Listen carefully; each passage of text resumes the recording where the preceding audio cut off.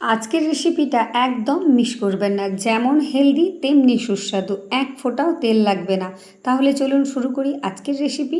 নমস্কার বন্ধুরা, কেমন আছেন সবাই? ভালো তো? পাপিয়ার ঘরোয়া চ্যানেলটিতে সকলকে জানাই স্বাগত। আজকের রেসিপি তৈরি করার জন্য আমি এই কাপ মেপে 1 কাপ দুধ নিয়েছি। দুধটা আমি উষ্ণ গরম জলে 1 প্যাকেট গুঁড়ো দুধ গুলে নিয়েছি। এবার এর মধ্যে দিয়ে দিলাম আমি 2 চামচ মাপের চিনি আর হাফ চামচ ড্রাই ইস্ট। এবার ইস্ট দিয়ে আমি খুব ভালো করে একটু মিশিয়ে নেব, একটু নেড়েচেড়ে নেব যাতে এটা একটু অ্যাক্টিভ হতে শুরু করে। একদম স্কিপ না করে পুরো ভিডিও দেখুন, আশা করি আপনাদের প্রত্যেকের ভালো লাগবে। আর ভালো লাগলে অবশ্যই বাড়িতে বানিয়ে খাবেন। এদিকে আমি একটা তড়কা প্যান বসিয়ে দিয়েছি, দিয়ে দিলাম 1 কিউব বাটার। বাটারটাকে আমি একটু ভালো করে গলিয়ে নেব। তবে এইখানে বলে রাখি, বাটারের বদলে আপনারা সাদা তেল দিতে পারেন, তবে বাটার দিলে খেতে আরও সুস্বাদু হবে আর সুন্দর একটা গন্ধও আসবে। লো আছে বাটারটাকে এইভাবে একটু গলিয়ে নিচ্ছি। এই রেসিপিটা আপনারা যখন খুশি বানিয়ে নিতে পারেন, ভীষণ সহজ আর খুব বেশি ঝামেলাও নেই, খুব বেশি দেরিও হবে না, খুব তাড়াতাড়ি এটা তৈরি হয়ে যায়। বাটারটা দেখুন পুরোপুরি গলিয়ে নিয়েছি। এবার গরম অবস্থাতেই দুধের মধ্যে দিয়ে দিলাম। আমি যে পরিমাণ দুধ নিয়েছি সেই পরিমাণের জন্য এই 1 কিউব বাটারই যথেষ্ট। ভালো করে একটু মিশিয়ে নিচ্ছি। এবার এর মধ্যে দিয়ে দেব আমি 1 কাপ ময়দা, মানে এর থেকে হাফ কাপ দিয়েছি দুধ আর এখানে দিয়ে দিলাম 1 কাপ ময়দা, মানে 125 ml দুধ দিয়েছি আর এখানে 200 ml ময়দা দিলাম। এবার ভালো করে দুধের সাথে ময়দাটাকে মিশিয়ে নেব। খুব ঝটপট হয়ে যায়, ভীষণ সুস্বাদু। এটা একটা জাপানিজ ব্রেড রেসিপি। জাপানিজরা এই রকমই ব্রেড তৈরি করে থাকেন। ভীষণ সুন্দর, ভীষণ সহজ একটা রেসিপি। ভালো করে চামচ দিয়ে এটাকে মিশিয়ে নিচ্ছি। এবার এর মধ্যে দিয়ে দেব আমি সামান্য পরিমাণ নুন। এটা অনেকটাই কিন্তু নরম মনে হচ্ছে, এরপরে আমি কিছুটা ময়দা ব্যবহার করব। সামান্য পরিমাণ নুন দিয়ে দিলাম আর দিয়ে দিচ্ছি বেশ কিছুটা ধনেপাতা কুচি।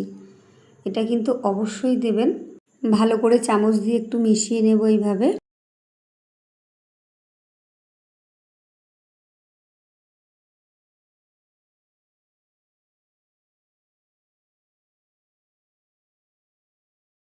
এটা কিন্তু অনেকটাই নরম মনে হচ্ছে, তাই এখানে আমি হাফ কাপের একটু কম ময়দা দিয়ে দিলাম, যাতে ডোটা একদম পারফেক্টভাবে তৈরি হয়। মোটামুটি সব মিলিয়ে এখানে 210 গ্রাম মতন ময়দা ব্যবহার করা হয়েছে। 125 ml জল আর 210 গ্রাম মতন ময়দা এখানে আমি ব্যবহার করলাম। এর থেকে আর বেশি ময়দার প্রয়োজন নেই। আমি চামচ দিয়ে ভালো করে মিশিয়ে নিয়েছি, তবে আমার মনে হয় হাত দিয়ে একটু ভালো করে মেখে নিলেই ভালো হবে। ভালো করে চেপে চেপে একটু মেখে নেব, যাতে সমস্ত ময়দার গুঁড়োটা এর মধ্যে অ্যাবজর্ব হয়ে যায়। একটু ছেঁচে ছেঁচে মেখে নিতে হবে। দেখুন ময়দাটা একদম সুন্দর করে মেখে একটা নরম ডো তৈরি করে নিয়েছি। এবার এখানে আমি একটু গলানো বাটার ভালো করে বুলিয়ে নেব, যাতে করে একটু মোলায়েম ডোটা তৈরি হয়। অল্প অল্প করে বাটার নিয়ে, মানে গলানো বাটার দিয়ে এইভাবে একটু ভালো করে মাখিয়ে নিয়ে ময়দাটাকে আমি রেডি করে নেব। খুব ভালো করে ময়দাটা কিন্তু এখানে মাখা হয়ে গেছে। এবার এইভাবে একটু রেখে দেব ঢাকা দিয়ে কিছুক্ষণের জন্য, মোটামুটি 10 মিনিটের জন্য এটাকে আমি ঢাকা দিয়ে রেখে দেব। এটা রেস্টে রাখলে বেশ ফুলেও উঠবে, আরও সফট হয়ে যাবে। এটা একধারে রেখে দিচ্ছি। চলুন 10 মিনিট পর আমি ফিরে এলাম। এবার ঢাকাটা আমি খুলে নিচ্ছি। দেখুন কতটা ফুলে উঠেছে আর ভীষণ সফট হয়ে গেছে। আবারও একটু ভালো করে মেখে নেব, কারণ এর ভিতরে যে হাওয়াটা আছে সেটাকে বার করে দিতে হবে। এইভাবে একটু ভালো করে চেপে মেখে নিতে হবে। ভীষণ সুন্দর একটা রেসিপি না? দেখলেই বুঝতে পারবেন শেষ পর্যন্ত যে কতটা ঝটপট তৈরি করা যায় আর কতটা সুস্বাদু হয়, সেটা বানিয়ে খেলেই বুঝতে পারবেন। আর হ্যাঁ, আপনারা কে কোথা থেকে ভিডিওটা দেখছেন তাহলে অবশ্যই আমাকে একটু কমেন্ট করে জানিয়ে যাবেন। আপনাদের প্রত্যেককে আমি ধন্যবাদ জানাতে পারবো। আর রেসিপিটা যদি ভালো লাগে তাহলে সবার মধ্যে একটু শেয়ার করে দেবেন, যাতে আপনার আত্মীয় স্বজন পরিজন সবাই এরকম সুন্দর সুন্দর রেসিপি বানিয়ে বাড়িতে খেতে পারে এবং সবাইকে খাওয়াতে পারে। ডোটা আমি রেডি করে নিয়েছি। এবার কিচেন স্ল্যাবের মধ্যে কিছুটা ময়দার গুঁড়ি ছড়িয়ে ডোটাকে হাত দিয়ে প্রথমে চেপে চেপে একটু গোল করে নিয়েছি, তারপর বেলন দিয়ে একটু বেলে নেব। খুব বেশি পাতলা কিন্তু এটা করা যাবে না, একটু মোটা রেখে এটাকে বেলে নিতে হবে। আর খুব বেশি বড় করার প্রয়োজন নেই, মিডিয়াম করেই এটাকে বেলে নিলেই হবে। দেখুন এখানে কিন্তু এটা বেলে নিয়েছি, এর থেকে আর বড় করব না, অনেকটাই মোটা করে বেলেছি, দেখে নিশ্চয়ই বুঝতে পারছেন।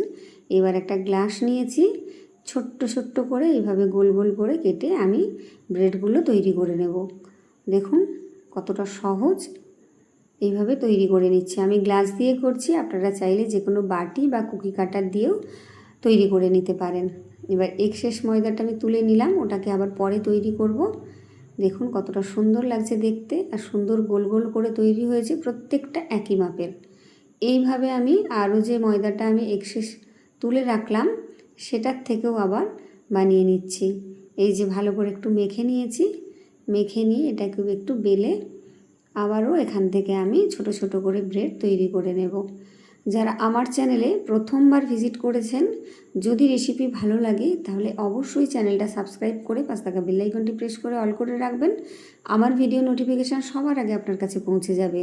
আর এইরকম নিত্য নতুন ভিডিও দেখে সুন্দর সুন্দর রেসিপি বানিয়ে আপনারা খেতে পারবেন। আবারও যেগুলো আছে সেগুলো থেকে ঠিক এইভাবে তৈরি করে নিচ্ছি। সমস্ত ডোটা থেকেই আমি এরকম গোল গোল করে ব্রেড তৈরি করে নিচ্ছি। তবে এতে করে কিন্তু অনেক টিফিন তৈরি হবে, পরিবারের সবাই পেট ভরে খেতে পারবে। আর এগুলো পরে কিন্তু অনেকটাই করে ফুলে উঠবে। এবার একটা প্যান বসিয়ে দিয়েছি, প্যানটাকে হালকা গরম করে নিয়েছি, গ্যাসটাকে একদম লোতে রেখেছি। এবার এক একটা করে ব্রেড আমি এখানে দিয়ে দিচ্ছি, যতগুলো ধরবে একটু সরিয়ে সরিয়ে দিয়ে দিচ্ছি। তবে একটু ফাঁকা রেখে দিতে হবে, কারণ প্রত্যেকটা কিন্তু ফুলে উঠবে, একটার গায়ে আরেকটা যাতে লেগে না যায়, তার জন্য একটু ফাঁকা ফাঁকা করে দিতে হবে। এবার ঢাকা দিয়ে আমি মিনিট 2 এটাকে বেক করে নিয়েছি। 2 মিনিট পর আমি ঢাকাটা খুলে নিয়েছি। এবার আমি এটাকে উল্টে দেবো। দেখুন কতটা ফুলে উঠেছে আর সফট হয়েছে। এগুলো তৈরি করতে কিন্তু বেশিক্ষণ সময় লাগে না। দেখুন তেল ছাড়াই আমি বানিয়ে নিচ্ছি। আপনারা যদি চান সামান্য বাটার বা অয়েল দিয়ে এটা বানিয়ে নিতে পারেন, মানে এগুলো বেক করে নিতে পারেন। প্যানের মধ্যে একটু তেল বা বাটার ব্রাশ করে নেবেন, তারপর এগুলো এই রকম প্রসেসেই বেক করে নিতে পারেন। এটাকে আমি আবার একটুখানি সময় ঢাকা দিয়ে রাখবো। একদম লো আঁচে ঢাকা দিয়ে রাখতে হবে, নাহলে কিন্তু টিফিনগুলো পুড়ে যেতে পারে। ওটা ওদিকে হতে থাক, এদিকে আমি একটা ডিম ভেঙে ডিমের সাদা অংশের মধ্যে 1 চামচ চিনি দিয়ে হ্যান্ড বিটার দিয়ে ভালো করে একটু ফেটিয়ে এটাকে আমি একটা ফোম তৈরি করে নিয়েছি। এবার এর মধ্যে দিয়ে দিলাম সামান্য পরিমাণ নুন আর কিছুটা ধনেপাতা কুচি, আর একটা ছোট মাপের শসা নিয়েছি। শসার খোসাটা আমি হালকা করে একটু ছিলে নিয়েছি। এবার এটাকে গ্রেট করে এর মধ্যে দিয়ে দেব। এইভাবে তৈরি করলে কিন্তু খেতে ভীষণ ভালো লাগবে। এটা ব্রেড দিয়ে কিভাবে খাবেন সেটা আমি পরে দেখিয়ে দিচ্ছি। শসাটাকে একটু গ্রেট করে নিয়েছি। শসাটা অল্প দিলাম, আমি পুরোটা দিইনি, অর্ধেকটা দিয়েছি, অর্ধেকটা রেখে দিয়েছি। এবার দিয়ে দিলাম সামান্য পরিমাণ গোলমরিচের গুঁড়ো। এটা দিলে ভীষণ ভালো লাগবে। এবার একটু মিশিয়ে নেব। এটা দিয়ে খেতে কিন্তু খুব সুস্বাদু হয়। আপনারা চাইলে এখানে কোনো ক্রিম দিয়েও খেতে পারেন বা জেলি দিয়েও খেতে পারেন, জেলি বা জ্যাম দিয়ে ভীষণ ভালো লাগবে, অথবা চায়ের সাথেও পরিবেশন করতে পারেন, তাতেও ভীষণ সুন্দর লাগবে। এবার আমি ঢাকাটা খুলে নিলাম। দেখুন অপর পিঠটাও সুন্দরভাবে বেক হয়ে গেছে আর নরম তুলতুলে হয়েছে, বেশ ফুলে উঠেছে। এবার এইগুলোকে আমি নামিয়ে নেব। তারপর যেগুলো আছে সেগুলোকেও আমি এই একই প্রসেসে বানিয়ে নেব। দেখুন কতটা নরম হয়েছে, কিন্তু প্রচণ্ড গরম, হাত দেওয়া যাচ্ছে না। ওগুলো সব তুলে নিয়েছি। এবার যেগুলো বাকি আছে সেগুলোও দিয়ে দিচ্ছি। রেসিপি ভালো লাগলে লাইক কমেন্ট করতে ভুলবেন না, শেয়ার করে দেবেন। আর লাইকের পরে একটা হাইপ অপশান আসে, সেটা দিয়ে কিন্তু হাইপ করে পয়েন্টটা বাড়িয়ে দেবেন। দেখুন কতটা ফুলে উঠেছে, ডবল হয়ে গেছে। প্রত্যেকটা টিফিন আমার রেডি হয়ে গেছে, নামিয়ে নিলাম। দেখিয়ে দিচ্ছি দেখুন যে কতটা সফট হয়েছে আর কতটা ফুলে ডবল হয়ে গেছে, দেখে নিশ্চয়ই বুঝতে পারছেন। এবার দেখুন আমি একটা ছুরি দিয়ে এর অর্ধেক অর্ধেক করে কেটে নিচ্ছি। এটার খাওয়ার একটা অন্যরকম প্রসেস আছে, মানে জাপানিজ ব্রেড কিভাবে খেতে হয় আমি সেটাই দেখিয়ে দিচ্ছি। দেখুন কতটা সুন্দর হয়েছে।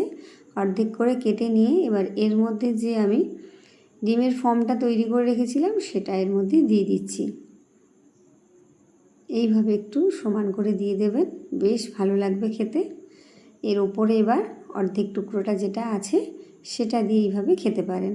আপনাদের খুশি মতন যেটা খুশি সেটা দিয়ে খাবেন, অথবা জ্যাম দিয়েও খেতে পারেন। আমি জ্যাম দিয়েও দেখিয়ে দিচ্ছি। আর একটা ব্রেড আমি এইভাবে কেটে নিচ্ছি, দিয়ে এর মধ্যে জ্যাম দিয়ে দেখিয়ে দিচ্ছি।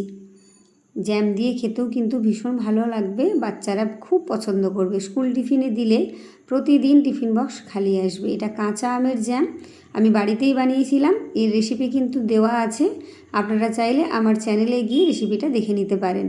দেখুন কতটা লোভনীয় হয়েছে। তাহলে রেসিপি কেমন লাগলো জানাতে ভুলবেন না। লাইক, কমেন্ট, শেয়ার আর সাবস্ক্রাইব করতেও ভুলবেন না। কে কোথা থেকে দেখছেন অবশ্যই কমেন্ট করে জানিয়ে যাবেন।